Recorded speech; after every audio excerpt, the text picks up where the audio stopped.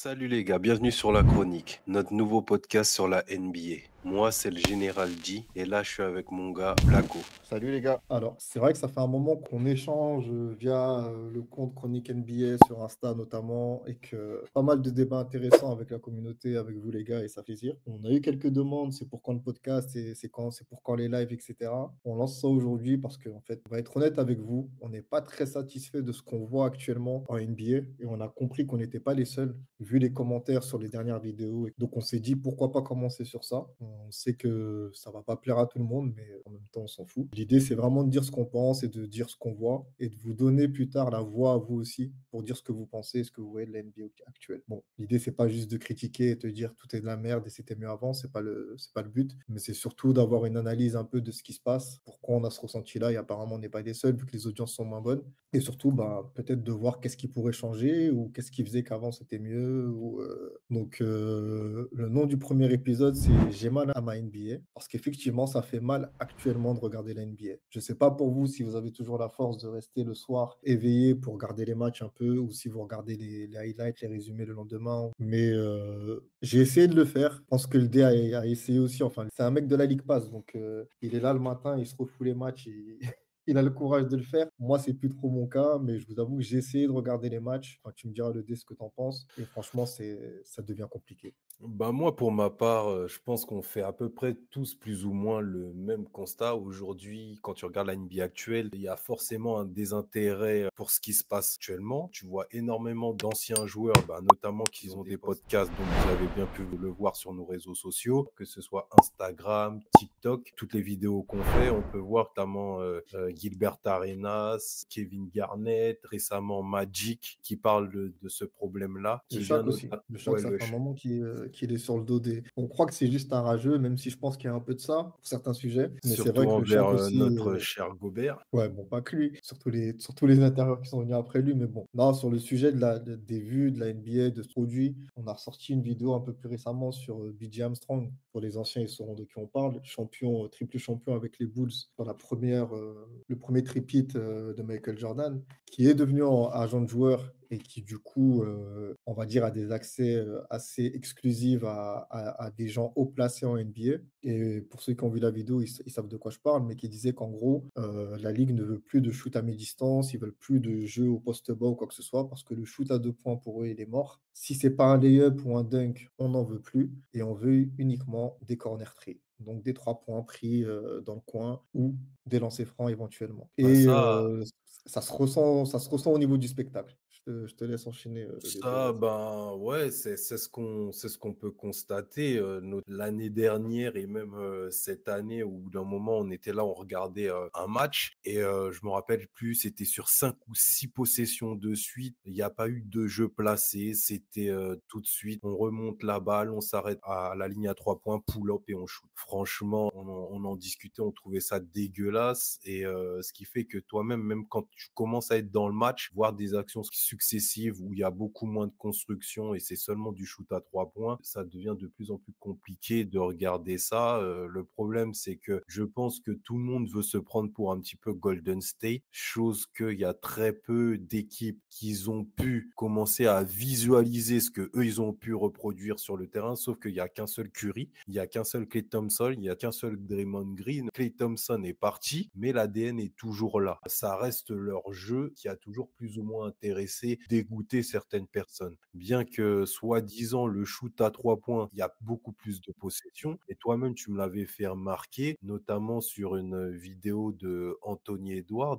On Il vous le tournait met. en début de saison à 48% à 3 points. Et du coup, parce il a doublé le nombre de shoots à 3 points qu'il prend par rapport à la saison dernière. Et en début de saison, ça marchait plutôt bien pour lui, on va dire, même si en vrai, dans les résultats, dans son total de scoring, ça se voit pas tant que ça. Parce que finalement, et c'est dans la vidéo qu'on avait sortie avec Gilbert Arenas, où justement, il revenait sur ça. Tu prends plus de shoots à 3 points, tu prends 2 fois plus de shoots à 3 points, mais au final, dans ta moyenne au scoring, tu mets pas plus de 2 points en plus. C'est-à-dire que tu passes de 24 et quelques points à 26 points, sauf que tu prends 11 shoots à 3 points. Elle est où la logique? Surtout que derrière, tu vois moins lancer franc. Tu vas moins lancer franc, tu es moins un danger pour les défenses, parce que finalement, ce qui faisait peur aux gens, c'est que tu leur montes dessus, ou c'était éventuellement ton jeu à mi-distance et ton jeu de jambes que tu mettais en pratique, etc., dans la raquette. Là, maintenant, tu restes derrière la ligne à 3 points. Tu pas si agressif que ça. Tu as pas mal bon, en tout cas, c'est ce que les experts ou les gens qui ont joué à ce niveau-là disent. C'est qu'au final, un mec qui est pas agressif, ben, on le laisse shooter à 3 points. Si tu nous attaques pas, athlétiquement parlant, tu es meilleur que tous. Mais ce que tu fais, c'est que tu restes derrière la ligne à 3 points et tu prends des 3 points. Et bah, ok, si tu les mets, tant mieux. Mais même ça ne te garantit pas la victoire parce qu'au final, ouais, d'avoir mis 4-3 points ce soir-là, c'est bien, mais tu vas pas provoquer des fautes. Donc, tu vas pas faire sortir certains joueurs de leur jeu. Tu pas agressif, donc on n'a plus vraiment peur de tes pénétrations. Et ce que tu fais le mieux, c'est-à-dire de rentrer, de hyper un peu tout le monde avec un dunk de malade, tu le fais pas non plus. Au final, est-ce que tu as vraiment gagné à prendre 2 fois plus de 3 points que tu prenais l'année dernière? Je rejoins un peu Arenas sur ce qu'il disait et je ne suis pas forcément convaincu de ça, pardon. Bah, À l'opposé, tu as des joueurs comme Dia qui prennent pas autant de 3 points et qui restent fidèles à leur jeu. Et vraiment, quand il joue, tu as l'impression qu'il a mis 40 points tous les soirs, alors que le gars, il tourne à moins de points qu'Anthony Edwards. Mais son jeu, pour moi, a l'air plus impactant aujourd'hui et plus utile à son équipe que le jeu d'Anthony Edwards, enfin ce qu'il est devenu aujourd'hui. Bah, après, on peut aussi, prendre comme exemple, Shai. Shai, il est là dans son équipe, je crois qu'il est à peu près à 5-3 points, pris par match. C'est une moyenne plutôt convenable. Son jeu est énormément basé sur, des shoots à mi-distance, de la percussion. Au final, est-ce que c'est pas plus pertinent par rapport à lui et son équipe? Est-ce que c'est pour autant qu'il a laissé le shoot à 3 points? Non, je crois que cette année aussi, il prend beaucoup plus de shoots à 3 points par rapport à l'année dernière. Et est-ce que pour autant, on est désintéressé par ce joueur-là? Non, moi, à chaque fois que je vois le Thunder jouer, l'équipe, elle est très bien construite. C'est une équipe qui est très solide en défense, qui est plutôt bien construite. Chacun apporte sa pierre à l'édifice et au final, pas une équipe, ça arrive à 3 points, stop, pull-up et puis ça shoot, quoi.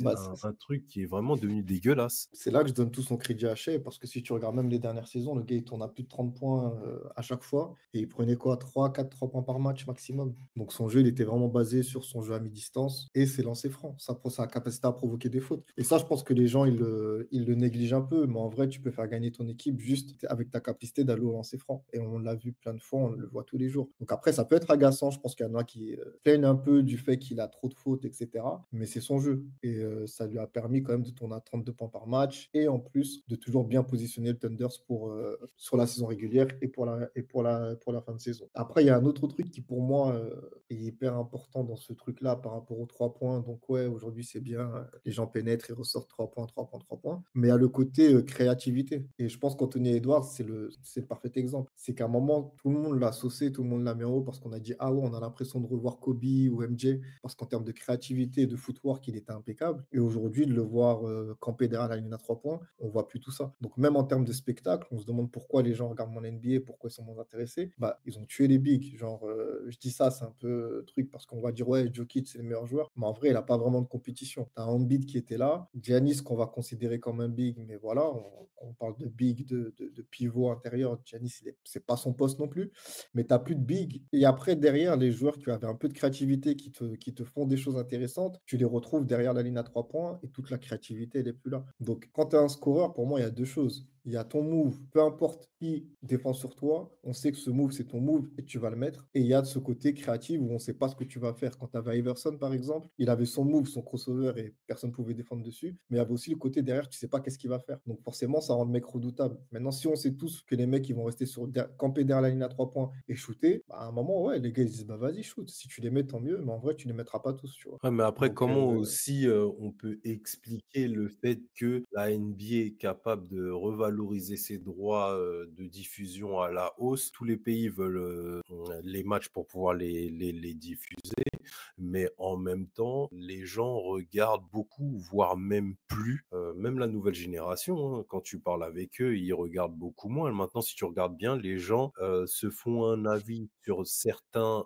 highlights, comme tu l'as dit, certains résumés, mais non plus un regard vraiment approfondi sur ce qui se passe réellement. Est-ce que c'est seulement dû au shoot à 3 points. La rivalité aussi n'existe plus. Ouais, Avant, je pense on que pouvait c'est un point voir ça. Je on pense que va c'est un gros point ça. avant, on pouvait voir, par exemple, même Magic, il l'a évoqué récemment. Avant, on pouvait voir ça. Magic, KG aussi, Kevin Garnett qui en a parlé. On avait sorti la vidéo aussi au passage. Ouais, On c'est se fait vrai. beaucoup la promo de notre compte, mais en même temps, on est là pour ça aussi.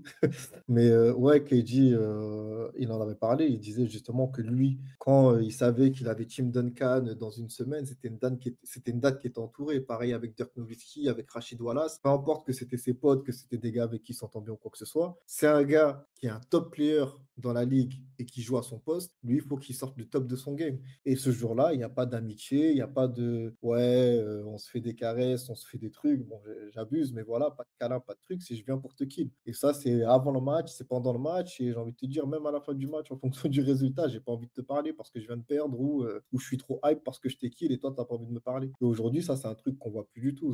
Aujourd'hui, c'est un peu. J'ai envie de te dire, ouais, on va me dire, ouais, mais c'est pas important parce qu'au foot, ça a toujours été comme ça. Mais le foot, c'est pas pareil. Dans le sens, le foot, c'est vraiment un sport collectif, collectif. C'est-à-dire qu'un joueur, voilà. Et encore, j'ai envie de dire, si vous regardez, combien de fois on a vu Messi et Ronaldo s'échanger leur maillot? Les mecs, ils ont une rivalité qui fait que, jusqu'à présent, je pense pas qu'ils aient une haine où ils se détestent, mais en vrai, jamais tu verras d'image de Messi et Ronaldo en train de. Elles sont hyper rares, ces images-là. Parce que pendant 10 ans, ces deux gars, ils savaient qu'ils étaient ennemis jurés. Et peu importe qu'ils aient vraiment une haine ou pas, ils savaient qu'ils pouvaient pas vraiment faire poteau-poteau parce que derrière, il y a les stats, il y a les trucs, il y a la compétition et il faut que je sois meilleur. Et aujourd'hui, en NBA, les joueurs, ils ont l'impression qu'ils ont perdu ça. Tu as quelques joueurs, tu as quelques exceptions qui ont encore ce truc-là. Mais globalement, Magic, qui parlait justement de lui, juste la rivalité des Lakers et des Celtics. C'est une rivalité qui existe depuis la nuit des temps. Aujourd'hui, vous avez l'impression que les Lakers et les Celtics, il y a une rivalité entre ces deux équipes. Bah, Il y a non. quelqu'un qui entoure ce match-là qui se dit, ouais, c'est quand les Lakers et les Celtics y jouent. Bah, moi-même qui suis un fan des Lakers, c'est même pas une date, que j'ai cochée. Avant, c'était quelque chose vraiment que tu ne voulais pas, louper. Alors maintenant, tu regardes les matchs NBA parce que c'est le sport que tu kiffes, mais il y a pas cette attache où, par exemple, j'avais cette petite anecdote où Arenas, il avait dit que lui, en fait, comme on l'avait appelé l'agent zéro par rapport à son numéro, qu'il allait mettre 0 points en NBA, il avait coché chaque fois, par exemple, il jouait contre des Kobe, contre des Ouais, T-Mac, les joueurs comme il ça. avait sa Et hit list, ouais. Il avait sa voilà. liste. Et en fait, Il était il en mode était Hitman, genre. Ouais, ouais. voilà, t'as tout compris. Il était là pour venir kill le game. Sauf que maintenant, à part Giannis, qui est toujours un petit peu dans cette optique, mais après, il y a d'autres paramètres. Quand on peut voir, malheureusement, tout le monde lui donne encore du crédit. Moi, ça fait longtemps que ce joueur, j'ai vraiment du mal avec lui, bien que je trouve c'est l'un des joueurs les plus complets de la ligue. Quand on voit que Paul Pierce, il est capable d'aller faire autant de podcasts que de matchs joués en NBA. Wow, wow, wow, attention, attention. Là, tu parles de la légende Paul Pierce. Bon, même si j'ai jamais été un fan des Celtics, tu veux dire Paul George. Oui, excusez-moi. Non, Paul George. Non, Oui. Paul Bah, non, George, mais Paul George. pour faciliter le truc, on va l'appeler. C'est quoi le nom de ce podcast? Podcast Pi. On va l'appeler Podcast Pi parce que c'est ça son métier en vrai. Il touche 50 millions, il est payé 50 millions par les Sixers, mais son vrai métier, c'est de faire des podcasts. Non, bon, j'abuse un peu. Non, mais je te rejoins. Si tu vois Paul George, les capacités, ce qu'il est capable de faire, je pense que. Et je crois qu'il y avait même un sondage et il disait que les jeunes joueurs, les mecs qui sont au lycée et tout, leur prototype, leur joueur phare, même je crois que c'est un truc touquet, il disait qu'en gros, c'était Paul George. Et en vrai, si tu regardes sa taille, ce qu'il est capable de faire, offensivement, défensivement, c'est compréhensible. Surtout pour ceux qui l'ont vu avant, on sait que c'était un joueur hyper athlétique, après il a eu les blessures, etc. Mais en vrai, ouais, c'est vrai que Paul George, ça aurait pu être le mec ultime. Mais en vrai, ouais, c'est un autre truc, tu vois, qu'on dit pas. Il y a les rivalités, il y a tout ça, mais aussi peut-être aussi le désintérêt des joueurs pour la ligue, en fait. C'est un autre point. C'est en vrai, il y a combien de joueurs en NBA aujourd'hui qui font ça vraiment par passion? Je comprends, il y a l'argent et tout, c'est leur façon de gagner leur vie. Mais il y en a combien qui sont vraiment passionnés par ce qu'ils font?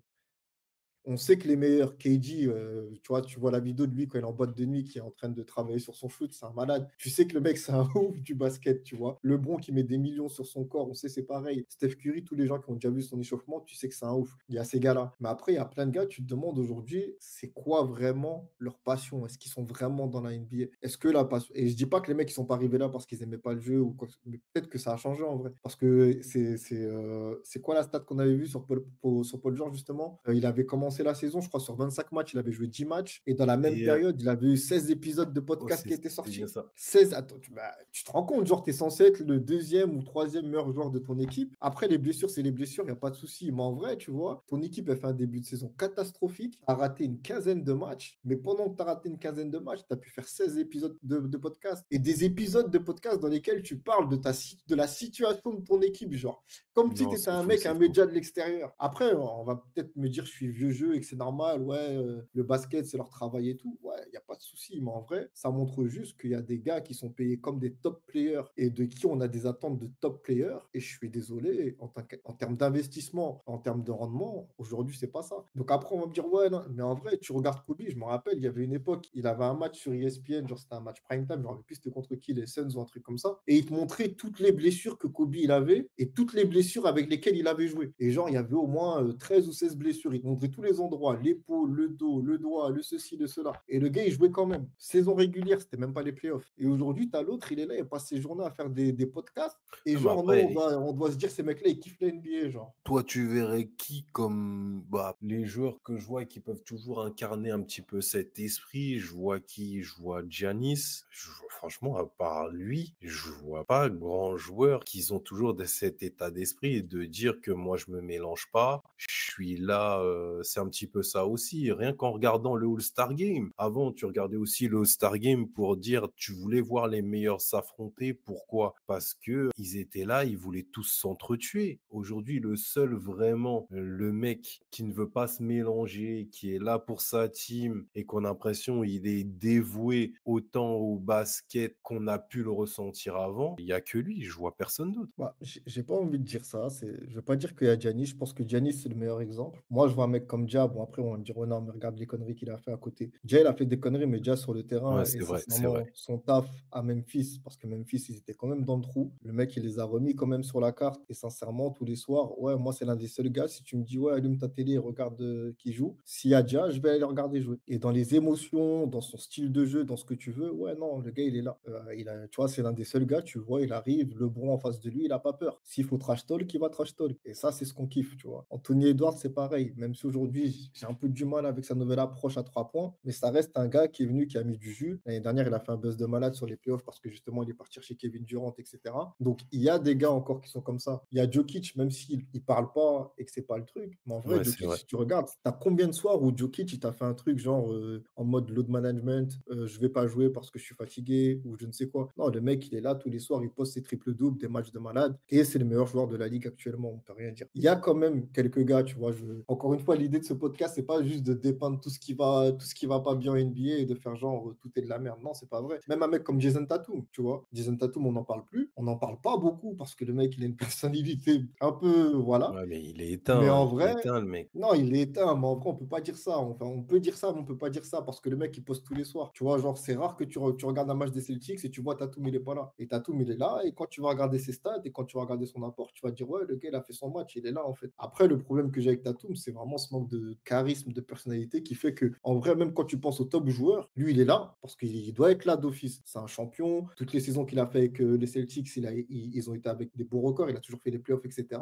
Mais sa personnalité fait que des fois, tu l'oublies, le mec. Et je crois que c'est l'un des rares gars comme ça où tu te dis, le gars, il est au top de la NBA par rapport à son équipe. Il joue pour les Celtics. Il est au top de la NBA par rapport à ses performances parce que le gars, tous les soirs, il poste. Mais quand tu te dis, c'est qui les top joueurs en NBA, bah, c'est facile de l'oublier. Ça, c'est une anomalie, tu vois. Mais bon, ça, c'est un truc, j'aimerais bien qu'on revienne sur ça un peu plus tard quand on va parler justement de la prochaine phase de la NBA.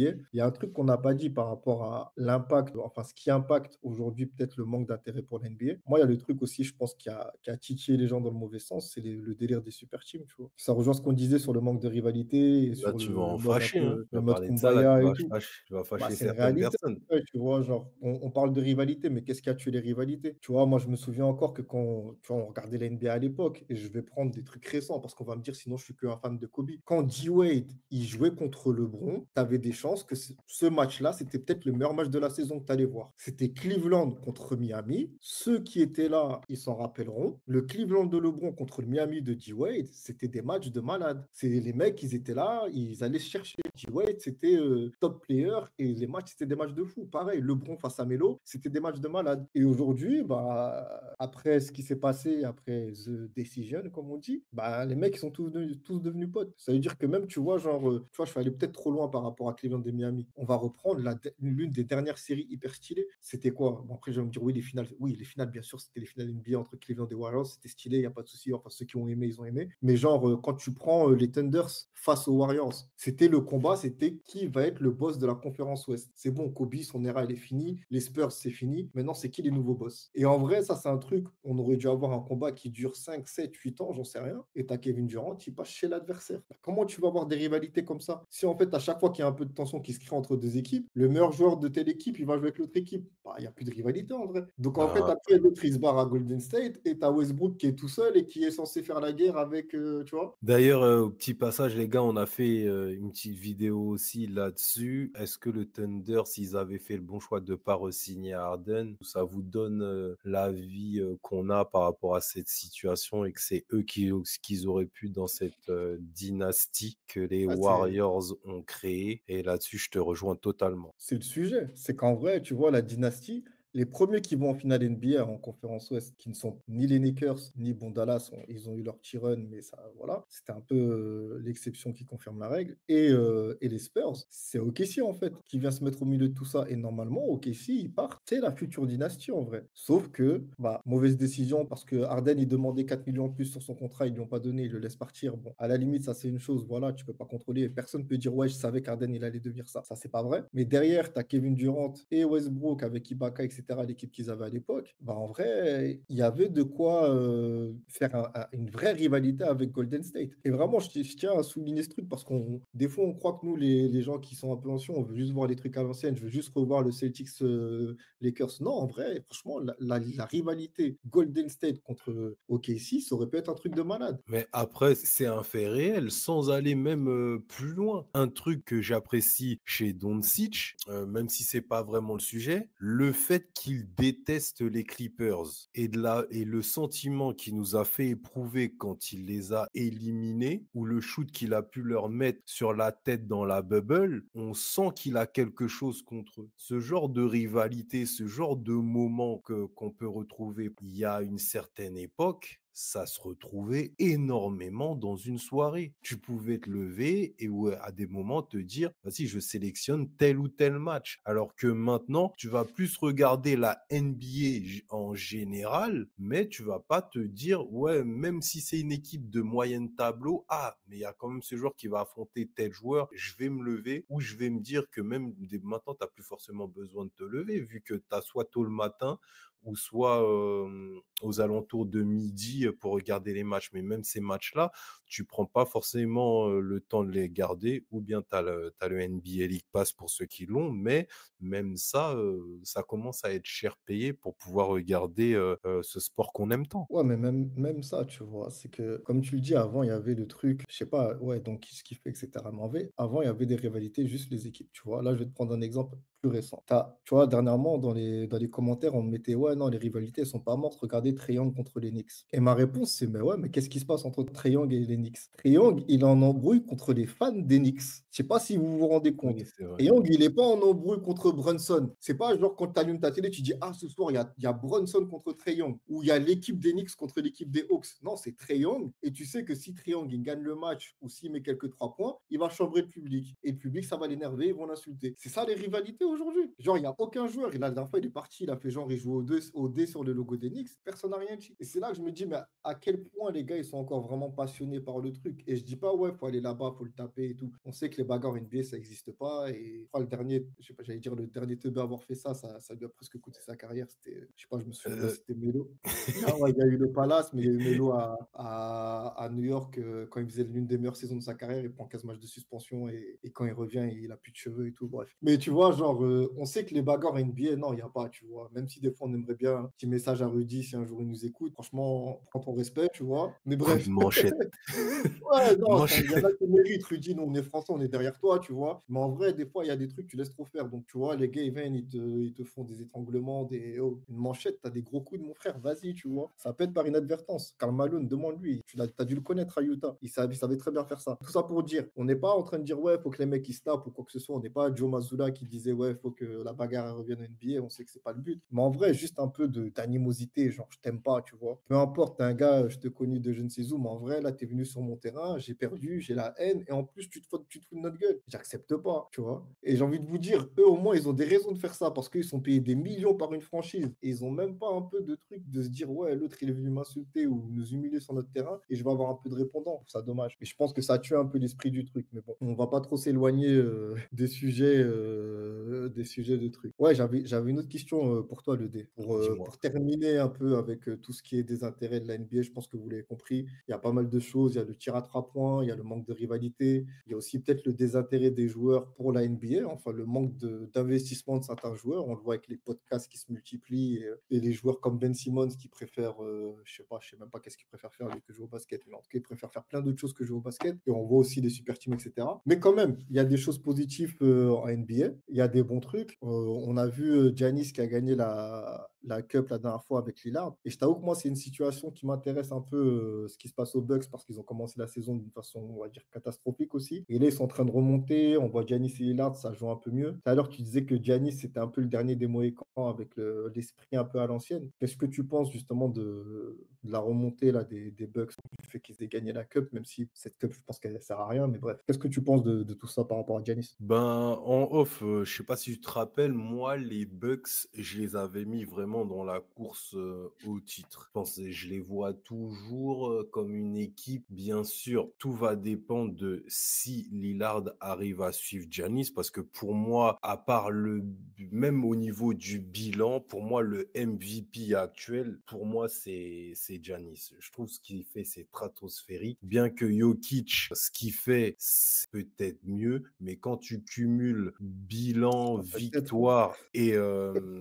équipe en général, je mets Giannis devant. Maintenant, individuellement, non, ce que Joe qui fait, c'est monstrueux. Mais pour revenir à Giannis et les Bucks, je trouve que la remontée qu'ils ont fait, elle est plutôt intelligente. Je trouve pas que ce que Giannis fait actuellement, il y a vraiment un changement par rapport à ce qu'il faisait par rapport au début de saison. Je trouve plus que c'est peut-être une alchimie, une cohésion d'équipe, des choses qu'ils ont mis en place et qui ne marchaient pas forcément, qui ont fait qu'ils se sont mis un objectif de gagner cette cup. Et je trouve que ça a été une bonne chose pour eux, peut-être un premier élan de motivation. Ils ont pas fêté le truc, ils sont restés focus par rapport à eux, contrairement aux Lakers. Ils ont pas fait comme ton gars LeBron l'année dernière, ils ont pas fait Ouais, péter le voilà, champagne. tu vois très bien, tu vois très bien ce que je veux dire, c'est que l'année dernière, les Lakers, ils ont fêté ça, ben ça n'a pas été très glorieux. Maintenant, je trouve Lillard, il a pas forcément encore trouvé son rôle. Peut-être c'est une bonne chose dans le sens où s'il arrive à peut-être pas forcément élever son niveau de jeu, mais avoir une meilleure cohésion d'équipe, un rôle de killer un peu plus impressionnant, parce que le Dame Time, on le ressent pas forcément, même s'il fait de très bons matchs. Son alchimie avec Giannis, elle est beaucoup mieux. Ça a été très intelligent. Big up à Doc Rivers, que Oh, pour une vas-y, fois je salue, parce capte-toi. que au moins Quand cette équipe n'arrive pas à gagner des matchs, c'est que tu es vraiment faible en vrai. Ouais, on va il se a calmer. Il n'y a pas de il a il Il a a pris une réussi à équipe gagner qui avec avait ça. gagné je ne sais combien de matchs l'année dernière. Ils avaient 60% de réussite et il les a pris, il les a mis à moins de 50%. Je ne vais pas lui faire un big up. Que l'équipe, elle arrive à gagner normal avec Giannis et Lillard, c'est la moindre des choses. En plus, tu Non gagnes mais des matchs saison régulière contre des équipes qui sont à moins de 50% à chaque fois. Dès que tu joues contre les Celtics ou une équipe de ce niveau-là, père, je vais me calmer sur les big ups. Ouais, c'est bien qu'ils soient remontés, mais voilà. non Maintenant, mais juste une question. Est-ce que toi, tu penses que ces Bucks, ils peuvent gagner? Juste cette question, ils peuvent gagner le titre. Actuellement, non, je les trouve pas assez forts pour aller. Je pense qu'ils peuvent aller titiller une équipe comme Boston, peut-être Moi, je Cleveland aussi, mais je les vois pas actuellement. C'est pas assez fort pour aller vraiment gagner le titre. Moi, je veux te dire ce que je pense. Je te dis sincèrement, moi, j'ai été déçu par les Bucks. Donc, je ne sais pas à quel point Giannis, il a été inclus dans les discussions pour faire venir Lillard, etc. Mais je pense qu'ils sont un peu tombés dans cette frénésie de super team, de additionner les superstars pour s'assurer une victoire ou je ne sais quoi. Tu trouves que Et je c'est une pense que super team? je vais pas utiliser le mot super team. Ils n'ont pas la troisième superstar, même si certains me diront Middleton en pleine forme, c'est quelque chose. Et Oh, vraiment, quand lâche tu ça. regardes, non, en playoff, quand ils ont gagné le titre, Ah, Middleton, il a fait le taf. Il était en mode superstar. C'est lui qui a sorti Giannis de pas mal de situations. Donc, je vais pas ouais, mais faire le mec. aujourd'hui, c'est plus l'ombre de lui-même. Mais oui, Middleton, c'est déjà, il joue à peine s'il joue. Donc, vais pas dire ça. Mais ce que je veux dire, c'est ils sont quand même plongés dans ce truc où, ouais, il nous faut une star. Plutôt que de privilégier le truc où on va construire une équipe logique, bien faite autour de Giannis. Et en vrai, pour moi, ils sont en train de payer tout ça parce que tu vois, la pièce importante, la pièce essentielle de leur équipe, ils l'ont envoyé à Boston, Drew Qu'ils ont Holiday. gagné le titre. Et tu vois ce qui se passe à Boston. Et genre, les mecs, ils ont l'air imbattables, Boston. Donc, je vais pas dire c'est que Drew Holiday qui fait ça. Mais en vrai, son apport, ce qu'il apporte à l'équipe, la façon dont il joue de façon selfless, Offensivement. etc., c'est un truc de ouf défensivement, tu vois. Et ça, c'est un truc que Lillard, il pourra jamais combler. Et au final, Lillard, il met 4-5 points de plus. Ouais, c'est bien. Mais en vrai, Middleton, tu vois, c'est pas non plus, c'est pas un manchot, tu vois. Il sait jouer offensivement si on lui demande si c'est besoin, s'il y a besoin. Donc, je trouve ça dommage, en fait, parce que c'est une équipe que je prenais un peu en exemple pour dire, ouais, regardez, vous n'avez pas besoin d'une super team pour gagner. Et ils l'ont prouvé, parce qu'avec l'équipe qu'ils avaient, tu avais Giannis en mode superstar, tu avais les lieutenants, on va dire, avec Drew Holiday et Middleton, et ils ont gagné. Tu as Denver qui l'a fait derrière avec Jokic en superstar, et que on va me dire, ouais, Jamal Murray, c'est pas un role player, mais il a jamais été All-Star, il a jamais été All-NBA, donc ouais, c'est un bon meneur, voilà, on va s'arrêter à ça. Mais tu vois, les mecs, qui venaient un peu contredire le truc actuel où tout le monde pensait qu'il fallait avoir une super team, ou avoir que des superstars pour gagner. Et là, tu as vu, ils prennent Lillard, et pour moi, ils sont moins bons avec Lillard qu'ils ne l'étaient avec Drew. Donc après, les gens vont dire, ouais, mais s'ils ont fait le transfert, c'est que ça marchait pas. Bah ouais, le gars, il était blessé. Tu vas en playoff, Giannis, il joue pas, bah tu vas pas gagner en vrai. Là-dessus, je te rejoins dans le sens où je pense qu'ils ont fait l'erreur de casser ce groupe-là trop tôt. Ils C'est venaient ça, de en faire fait. un an Ça de n'a même disette. pas de sens. Ils ont fait un an où l'équipe, peut-être, ça n'a pas fonctionné. Tu viens de gagner le titre. On sait très bien, c'est très dur pour une équipe d'NBA de réaliser, notamment que ce soit un back-to-back. C'est le genre de choses. Voilà. Je pense que ils ont pété la team un peu plus vite. Ils auraient C'est le peut-être truc dû attendre encore un an et voir après ce que ça donne. C'est le truc qu'on voit actuellement en NBA, c'est-à-dire que tu as des équipes qui gagnent et dès qu'ils recommencent la saison, qu'ils voient il y a un peu de perturbation, les gens, ils n'ont plus la patience. On dirait c'est directement pour reconstruire. Et après, dès que tu entends ah, il y a une bonne affaire sur le marché, tu ne te demandes pas est-ce que cette bonne affaire, elle est bonne pour toi. Tu te dis juste c'est une bonne affaire. Il y a Lillard sur le marché, vas-y, on va le prendre. Et au final, tu perds Drew, tu l'envoies à Portland. Portland, il le coupe et il va à Boston. Il va chez ton rival numéro un. Donc, ça veut dire que là, si Boston, ils vont et gagnent un deuxième titre, c'est grâce à vous, tu vois. Déjà, le premier, c'est grâce à vous. Ils vont gagner d'autres, c'est grâce à vous, parce que vous leur envoyez un. Tu vois, c'est pas, ils ont fait un trade avec Boston et ils ont récupéré des joueurs de Boston. Joe, il arrive à Boston quasi gratuitement, en fait. Donc, tu as renforcé ton rival contre rien du tout derrière. Pour moi, c'est une dinguerie et c'est une grosse erreur qu'ils ont fait et ils sont en train de le payer. Le temps passe, c'est le premier podcast, on a plein de choses à vous dire, on a envie de rester et de parler sans fin, surtout c'est l'NBA, même si on a commencé en disant que voilà, c'était difficile à regarder, mais ça reste une passion. Dernier petit truc pour toi, le D, et je pense qu'après, on va s'arrêter là. On parlait justement du futur de l'NBA et des choses positives. On a parlé des deux joueurs. Et je sais plus c'était qui, c'était Kevin Garnett et Paul Pierce, ils parlaient et ils se demandaient future phase de la NBA. Ils avaient mis en avant Ja et Anthony Edwards, ils demandaient qu'on préférait. Moi, je t'avoue que j'ai envie de rajouter Jason Tatum, même si les gens vont me dire ouais, non, Tatum, voilà. Mais pour toi, c'est qui tu choisis qui comme la future phase de la NBA? Ben moi, si je devais choisir entre les deux, je miserais plus sur Ja. Moi, Ah, ok. ça a toujours été mon gars. J'ai toujours vu un certain potentiel en lui, bien que ses déboires m'ont vite refroidi et j'ai du mal à, je trouve ça tellement stupide, mais bon, ça c'est un autre débat. Entre ce qu'il peut incarner, ce qu'il apporte, ce côté un peu frais où la dernière fois on en parlait en off, c'est quand la dernière fois que tu t'es levé et tu t'es dit vas-y, je vais regarder un top 10. Avant, tu pouvais te Ça, permettre de faire ça. Alors même qu'aujourd'hui, il existe toujours des top 10 NBA, genre tous les soirs. tu vois, alors qu'aujourd'hui, Ja incarne un petit peu ce truc, Ant aussi. Pour moi, si je devrais construire, choisir entre les deux, même si Ja a perdu de cette aura qu'il aurait pu, s'il aurait pas fait ses déboires, je pense qu'aujourd'hui, il serait bien plus haut niveau hiérarchie dans cette NBA. Moi, je miserais sur Ja. Non, je te cache pas que je te rejoins un peu parce que voilà, si tu me demandes déjà, je vais pas dire qui je préfère, mais qui je trouve le plus intéressant entre les deux. Pour moi, ouais, tiens, parce qu'il fait plus de choses. En termes de personnalité aussi, il va chercher tout le monde. On a vu en playoff contre Curry, on le voit dans les matchs en saison régulière contre LeBron. Il a peur de personne, il va les chercher. Anthony Edwards, c'est un peu pareil, il n'y a pas de truc. Mais je pense que déjà, il a ce petit truc en plus. En plus, voilà, c'est un meneur, il a souvent la balle. Il y a des comparaisons qui sont faites. On dit déjà, c'est un mix d'Iverson et de Vince Carter. Il y en a, ils vont dire que c'est du blasphème. C'est un gros mot à utiliser pour du basket. Mais bref, il y en a, ils vont dire que c'est une dinguerie quand même de faire cette comparaison. Après, tu vois, le dernier dunk qu'il a fait, son double clutch en reverse. Non, c'est fou.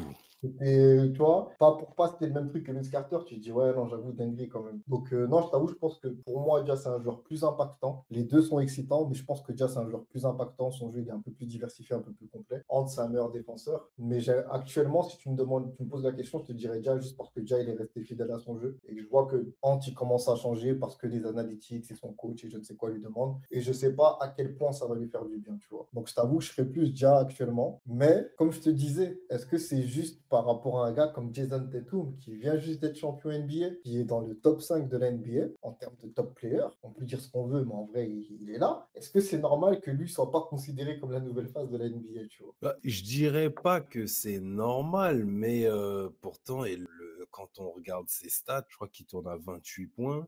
C'est fou quand même.